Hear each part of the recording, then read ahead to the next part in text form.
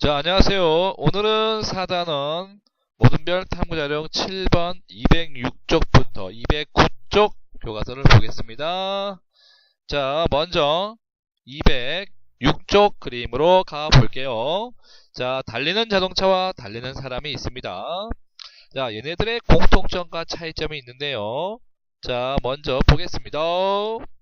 짜잔. 자, 한번 정지해서 적어봅시다. 네, 다 적었습니까? 다 적었다고 치고, 자, 연소를 볼게요. 이 자동차는 엔진에서 연소를 합니다. 연소란 연료가 산소와 결합을 합니다.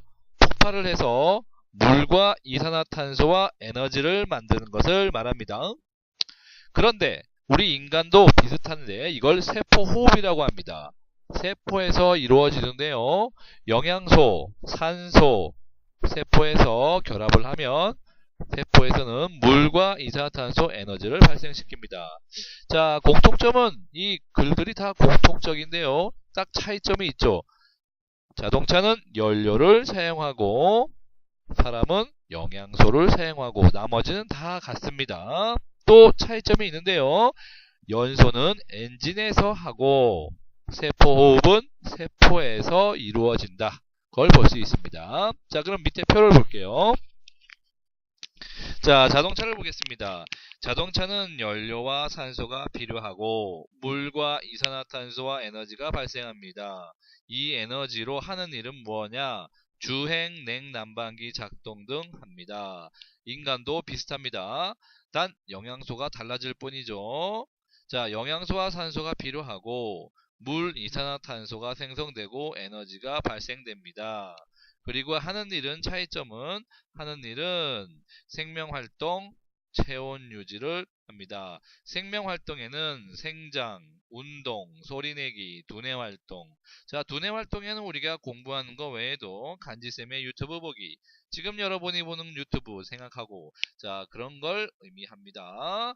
자, 이렇게 비슷하지만 다른 것을 우리가 비교해 볼 수 있습니다. 좀 더 다시 다른 면을 볼게요. 자, 연소와 세포호흡. 자, 우리가 주유소에서 연료를 넣는 것은 우리가 밥을 통해서 영양소를 섭취하는 것과 같은 것입니다. 이러한 영양소는 우리가 먹어서 소장에서 흡수된다는 사실을 알게 됐죠. 이 영양소와 우리가 숨을 쉴 때 받아들이는 산소, 폐에서 하면 그 산소가 둘이 결합을 합니다. 이 결합을 해서 혈액이 운반해 주는데 이 혈액은 다시 심장과 수축이완해서 지난 시간에 혈액이 온몸으로 순환하는 것을 기억하죠. 자, 온몸으로 순환하면서 온몸에 있는 세포에 전달하는데 그럼 이 세포는 어디에 있는 세포일까요? 그렇죠.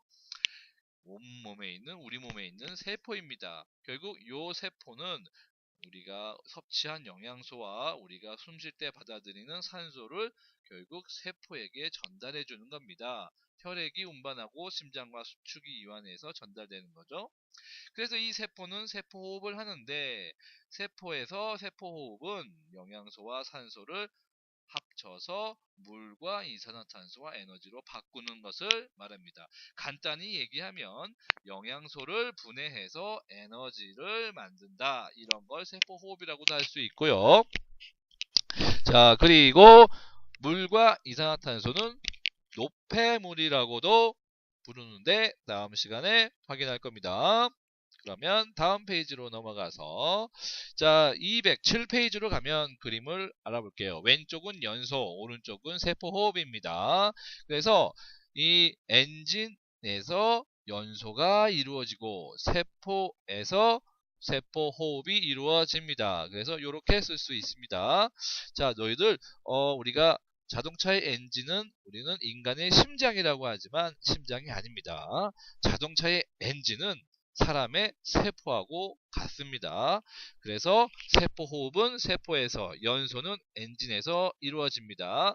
그리고 에너지는 주행과 냉난방기 작동 등이라고 되어 있고 우리가 나오는 세포에서 호흡에서 나오는 에너지는 땡땡땡 생명활동이라고 할 수 있고 하나 추가할게요.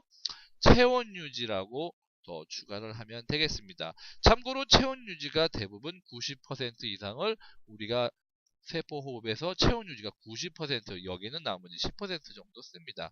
체온 유지가 가장 중요하죠. 우리는 365일 36.5도라는 거 알고 있죠?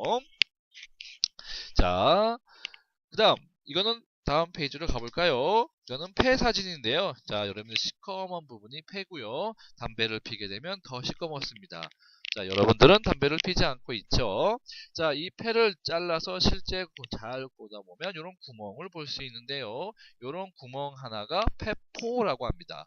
이러한 폐포가 3억 개가 모이면 하나의 폐를 만들 수가 있습니다. 자, 이 그림 볼게요. 209페이지로 갑시다. 자세히 볼까요? 자, 209페이지에 코, 기관, 기관지, 폐 이런 것들을 호흡기관이라고 합니다.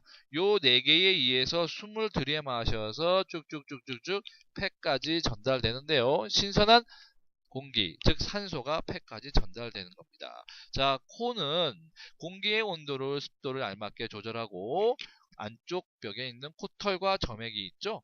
그것이 먼지, 세균 등을 걸러내고, 자, 기관은 공기가 드나드는 통로, 기관 안쪽에는 섬모가 있습니다. 그래서 코 속에서 미처 걸러지지 않는 먼지, 세균들을 섬모들이 털을 말하는 거죠. 털, 융털 같은 털을 말하는 거예요. 이런 걸 걸러냅니다. 그리고 기관지. 기관지는 여기서 이제 가지를 치는 거를 가지지자를 써서 가지치고 가지치고 가지치고. 그래서 기관에서 갈라져 매우 좌우의 폐로 이렇게 들어가는 거를 기관지라고 합니다. 여기에 염증이 생기면 기관지염이라고 하죠.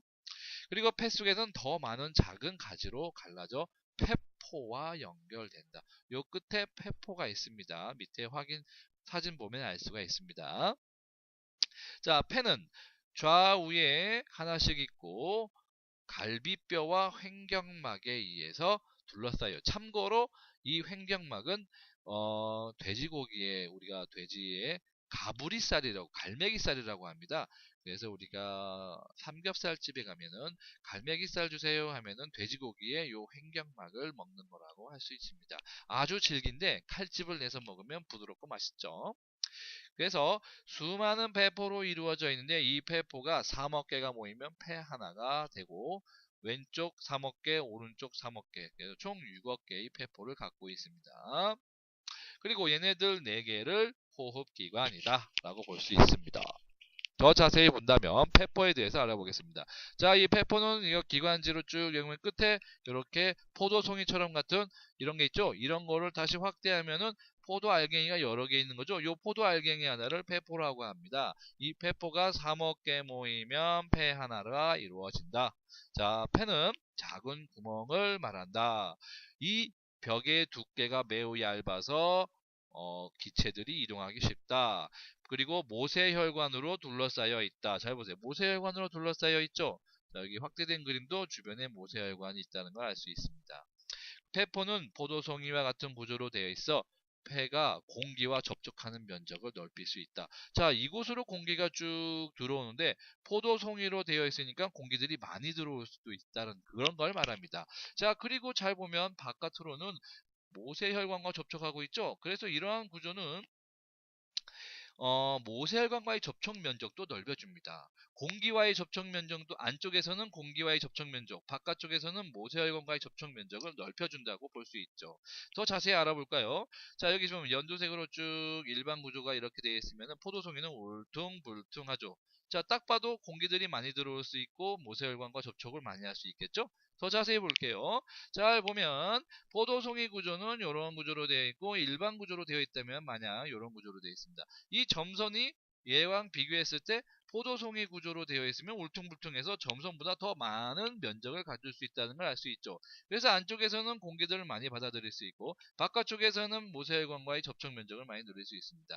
그래서 이러한 포도송이 구조는 접촉 면적을 넓혀준다. 그러면 접촉 면적을 넓혀준다는 그 다음 어떤 효과가 있을까요? 접촉 면적을 넓혀주면은 폐포에서 모세혈관과 사이에 산소와 이산화탄소가 오가는 기체 교환을 효율적으로 빠른 시간에 많이 이거 어디서 많이 배웠죠? 우리가 융털의 구조에서도 배웠죠? 그 주름과 융털이 접촉 시간이 빠른 일정한 시간에 많은 양의 영양소를 흡수하게 할 수 있듯이 이 폐포의 구조도 일정 시간에 많은 기체 교환을 할 수 있다는 거죠. 어떤 기체 교환? 폐포에서는 산소가 모세혈관으로 가고 모세혈관은 이산화탄소가 폐포로 와서 기체 교환을 빠르게 할 수 있다는 걸 의미합니다. 그래서 포도송이 구조는 접촉 면적을 넓혀주고 기체 교환은 효율적으로 된다. 첫 번째, 두 번째를 모두가 적어야 된다는 거 잊지 마세요. 그리고 여기 모세혈관은 온몸의 모세혈관이 아닙니다.